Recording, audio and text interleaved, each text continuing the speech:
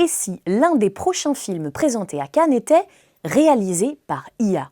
C'est l'objectif d'un studio britannique spécialisé dans les longs métrages d'animation, Vertigo Films, qui va collaborer avec OpenAI pour réaliser un long métrage appelé Critters. Welcome to a forest filled with little critters.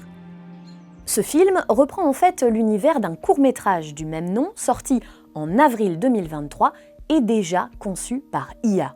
C'est le projet d'un spécialiste de l'intelligence artificielle, Chad Nelson, qui a d'ailleurs depuis été recruté comme créatif par OpenAI. Mais Critters ne va pas être réalisé intégralement par intelligence artificielle.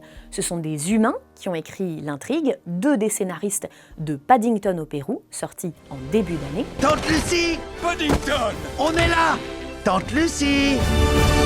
Je crains qu'elle ne soit partie pour une sorte de quête au fin fond de la jungle. Des artistes vont aussi réaliser des dessins qui nourriront l'IA pour la génération des décors et des personnages. Enfin, de vrais acteurs seront aussi recrutés pour les doublages. Not me, I prefer coffee. Yeah, me too. Me three. Ooh, we should do a coffee run. Yeah! Yeah! L'objectif, c'est de produire des films qui coûtent beaucoup moins cher.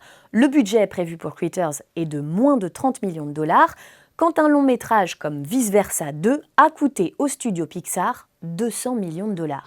Pour la dernière fois, j'exige notre protège-dents. Mais ce sera aussi beaucoup plus rapide.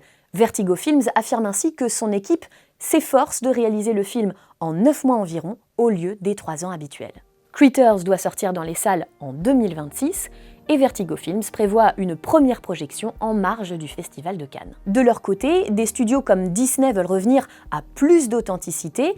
L'un des co-réalisateurs de La Reine des Neiges, l'immense succès sorti en 2013, a ainsi confié que le studio songe à abandonner la 3D pour revenir au dessin à la main, une façon de se démarquer clairement des films réalisés par IA.